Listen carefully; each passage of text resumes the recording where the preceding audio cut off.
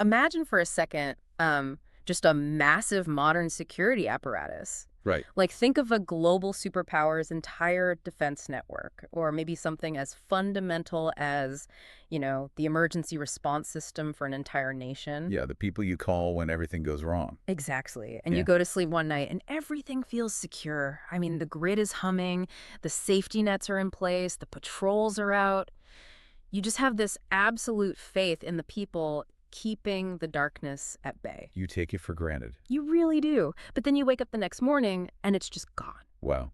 Just entirely gone. Completely. The command centers are empty, the communications are dead, and millions of citizens are suddenly looking around realizing they are completely, entirely unprotected. It's a profoundly unsettling thought experiment. Yeah. I mean, you're talking about the sudden complete evaporation of a foundational protective layer. Right. The kind of collapse that doesn't just leave a city physically vulnerable, but it totally shatters the psychological safety of the people living there. Oh, absolutely. When this shield vanishes, the immediate physical danger is often almost secondary to the sheer overwhelming panic that follows. And that panic and the chaos that fills the void left behind is exactly what we are hyper-focusing on today. So, welcome to this deep dive. Glad to be here. Today, we are taking you straight into the heart of an institutional collapse. Using a really fascinating source text, we are unpacking just Chapter 1 of the Chronicle of Avenir. Just the first chapter, yeah. There's so much there. There really is. Our mission here is to dissect the anatomy of a downfall. We want to examine how a singular, catastrophic event can completely shatter a mighty organization. And, maybe more importantly, how that collapse creates a deeply dangerous political vacuum in its wake. Exactly. Which is, it's a dynamic we see repeated throughout human history, right? Oh, for sure. The initial disaster, whether it's an earthquake, a plague, or an invasion, that's often just the spark. Just the catalyst. Yeah. The real damage, like the generational devastation, comes from the organizational failure and the ruthless power struggles that immediately follow when the old guard falls. And to really grasp the scale of what you just described, we have to set the stage with the Avenir Guild. Because before this collapse, they were the gold standard of protection. Unmatched. Unmatched prestige, renowned across the realm for their martial prominence. I mean, they were the ultimate shield. And yet the source text describes them post-collapse as a decimated skeleton of their former self, utterly ruined. Yet to understand how an organization plummets from that apex of power to becoming a literal skeleton crew overnight, we have to look at the inciting incident. We have to analyze the catalyst that broke their back. The desolation of Greenbriar. Right. Because before we can even touch the political chaos that poisons the guild later, we need to walk through the nightmare at this remote township, specifically at their Temple of the Vizier. And the warning signs are terrifying. The initial warning signs are incredibly eerie, and honestly, they feel almost clinical. The township of Greenbriar suddenly goes into a strict quarantine. Right, accompanied by a total communication blackout. Nothing goes in, nothing comes out. And in any era, a total blackout is a massive red flag for an intelligence or security apparatus. Oh, yeah. It implies either a complete cascading systems failure or, an active hostile suppression of information. For an organization as sophisticated as the Avenir, a blackout like that should have triggered an overwhelming response. But the reality of what was happening behind that quarantine line was worse than any systems failure, because they weren't dealing with a pathogen. The text is very clear that the very essence of life was being actively drained from the people. Which is just a horrifying concept. It is, and the shattered survivors who made it out brought testimonies that are genuinely horrifying to read. Yeah, they spoke of a profound betrayal from within the guild's own ranks. A brother of the Avenir, this guy named Kalen, had completely fallen from grace. The Chronicle states he was seduced by a profane blood demon. And this leads to a cascade of just unimaginable defilement. We're talking about the introduction of a reality-warping artifact of cataclysmic potency. It's just wild. Anointed priests of the temple were corrupted, turned into these depraved cultists. Unholy blood sacrifices were taking place in what was supposed to be a sacred space. Yeah. And the source material describes the physical remnants of this corruption in a way that is just morbidly fascinating to me. It wasn't an invisible threat. Right, it had a physical presence. Yeah, the text mentions these blackened, oil-slick tentacles wrapping around the buildings of the town, like the dying vines of an invasive plant. That imagery is incredibly evocative, isn't it? Yeah. Because it illustrates a literal physical manifestation of an institutional rot. It's a creeping infrastructural decay. But reading that imagery actually raises a glaring question for me. Oh, is it? Well, I keep thinking about how an elite, highly trained organization completely misses the signs of this level of corruption until it is literally wrapping around the buildings like an invasive weed. Right. I mean, it feels like they had to have been deliberately ignoring it. They likely were, though perhaps not consciously. Mm. I mean, this speaks to a very real vulnerability in massive, prestigious organizations. Hubris. Exactly, hubris. When an institution is unmatched in its power and its historic success, it often develops a fatal blind spot to internal decay. That makes sense. They spend all their resources looking outward at traditional recognized threats. So they fail to recognize a creeping rot from within because they simply cannot conceive that the structural integrity of their own house could be compromised. Right, because they're the good guys. Yeah, and remember, Kalen was one of their own. The betrayal came from inside the organization. And because of that blind spot, the aftermath is total devastation. The Avianeer do manage to defeat the demon's hold eventually, but the cost is almost absolute. The destruction is total. Yeah, the town of Greenbriar and the Temple of the Vasir are completely destroyed, razed down to the bedrock. What was once considered a jewel of the realm is transformed into a desolate wasteland, completely choked of life. And if we pull back and connect this physical devastation to the broader social picture, we encounter one of those compelling aspects of this chapter, I think. The public reaction. Yes. The Chronicle notes that the citizenry at large remained deeply mired in skepticism. They actively dismissed the survivors' stories of blood demons and reality-warping artifacts. I was trying to wrap my head around this while reading because the public essentially says, no, that's just a fabrication.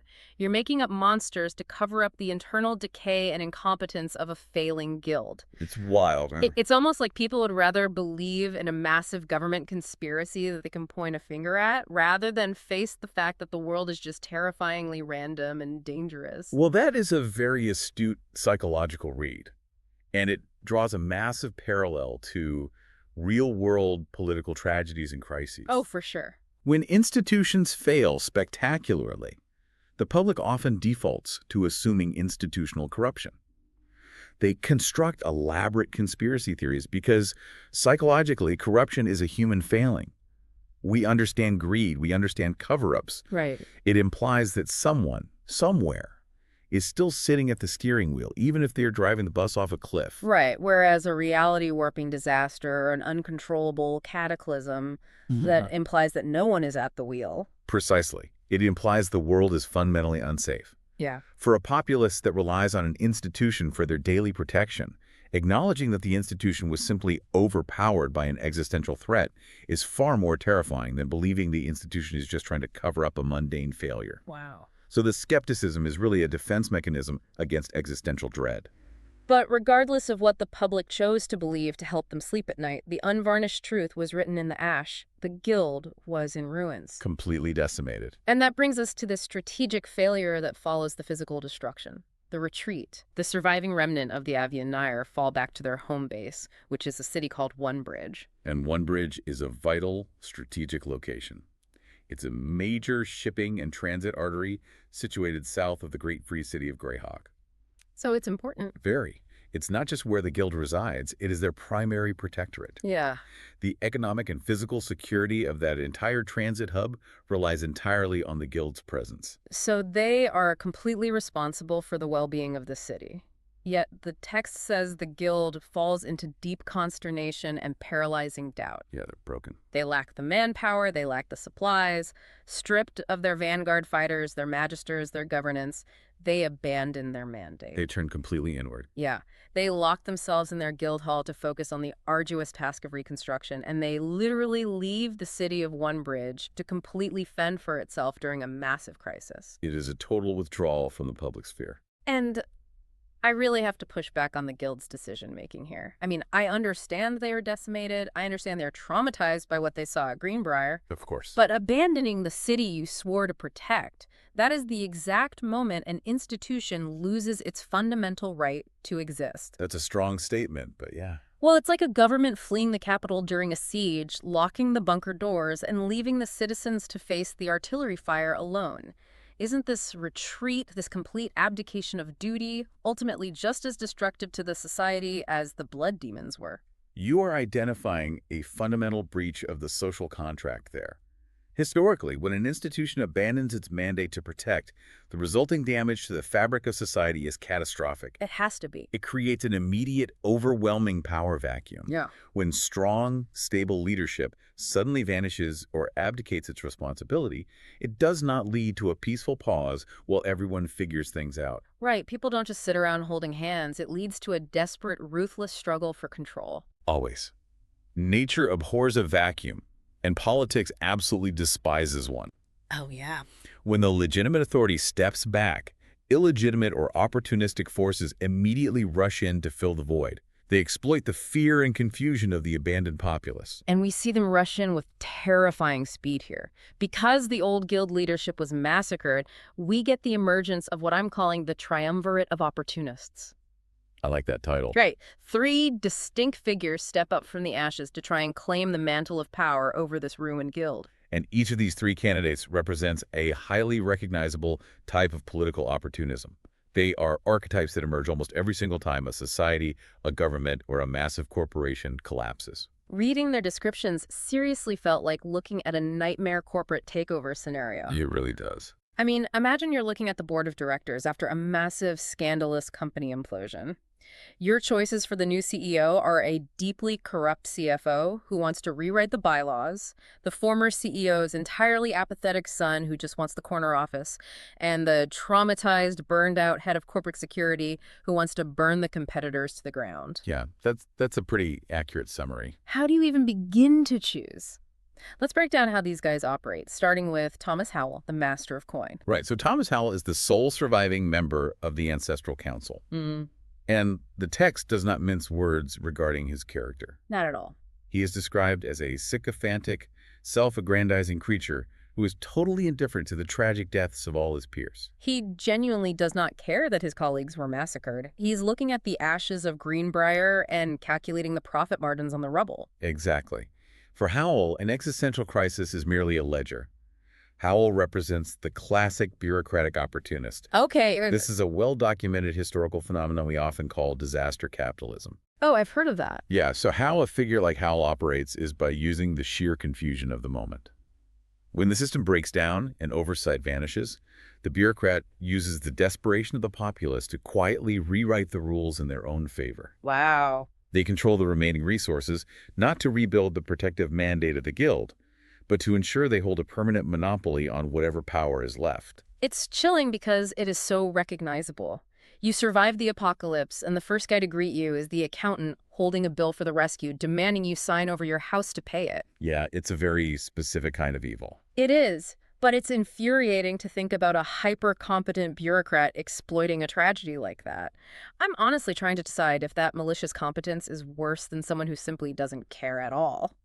Which brings us to candidate number 2, Alistair, known as the Sunstreet. Alistair. He poses a completely different structural threat to the organization. He bears the guild's crest, but he is a completely hollow scion. He is the ultimate Nepo baby. Oh, 100%. He was planted there by his father, Oswald Cobblepot Valerius, who happens to be the mayor of Onebridge and the heavily rumored architect of the city's entire criminal underworld. Very convenient. Right. And Alistair himself is wholly apathetic to the plight of the guild. He doesn't care about protection or legacy. The text explicitly says he is content to serve as his father's pawn as long as his loyalty is bought and paid for with gold, spirits, and carnal indulgences. And this is where we see the external manipulation of a crisis. If we carry your corporate analogy forward, Alistair is the incompetent CEO installed by a hostile competitor specifically to bankrupt the company. That makes total sense. When an institution is weakened, external local powers, in this case, A corrupt mayor with underworld ties will often install a proxy leader. Because they don't want the guild to recover. They want it permanently crippled. Exactly. The goal is to neutralize the institution, so it can no longer threaten the corrupt external power.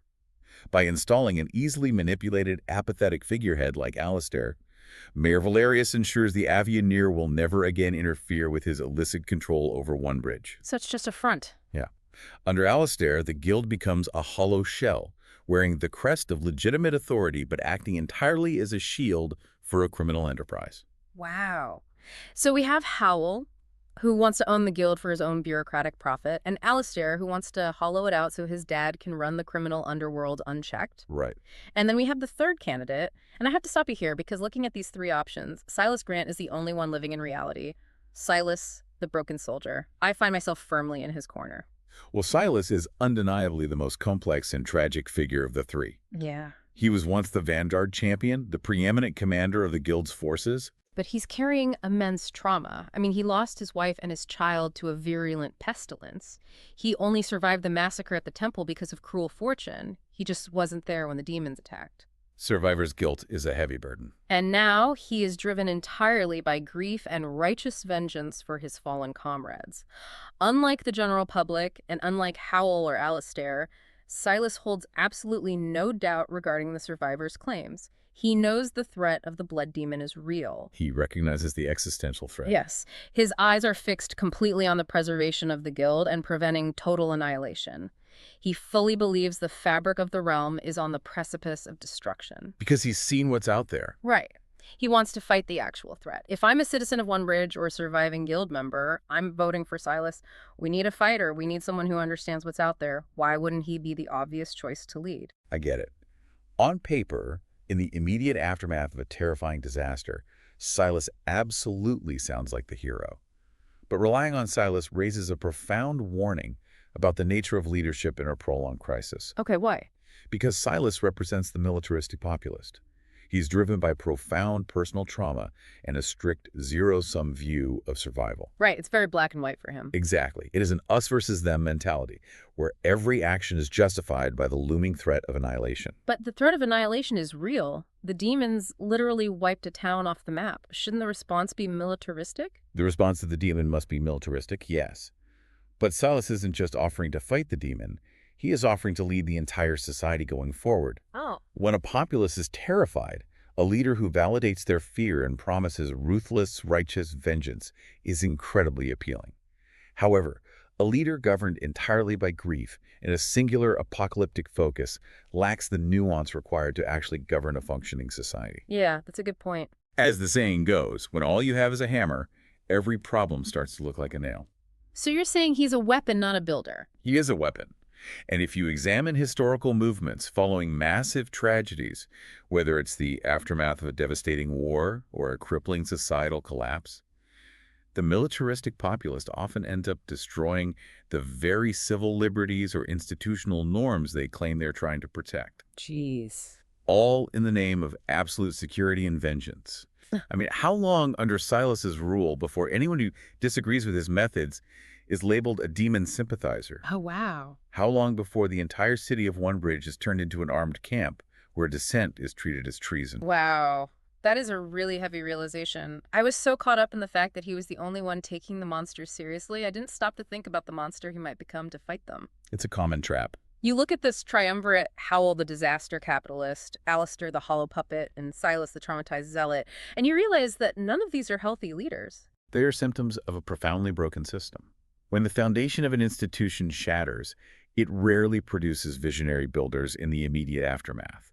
It produces opportunists who are deeply shaped by the trauma of the collapse itself. Which brings this entire deep dive directly back to you, the listener. Yeah. Why does this specific chapter, this meticulous breakdown of a fantasy guild's collapse, matter so much to us today? Because Chapter 1 of the Chronicle of Avianeer is an absolute masterclass in understanding how quickly the protectors of a society can fall and what fills the void when they do. It's a cautionary tale. It shows us that the true danger to a civilization isn't always the initial disaster. Yes, Yeah. the blood demon, the reality warping artifact, the destruction at Greenbriar, they were all horrific. But the demon, terrifying as it was just the catalyst. Exactly. The lasting devastation, the kind that ruins generations, comes from what happens the day after the disaster. Right. It's the political rot that sets in. It's the psychological defense mechanisms of public skepticism that refuses to see the unvarnished truth. It's the horrific abandonment of the social contract when the sworn protectors lock their doors, turn inward, and leave the vulnerable to fend for themselves.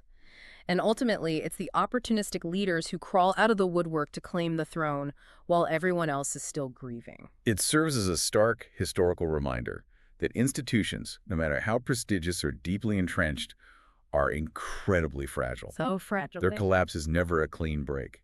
It is a messy, drawn-out descent into opportunism, paranoia, and competing agendas. So going back to where we started this conversation, I want you to imagine that modern security apparatus collapsing overnight.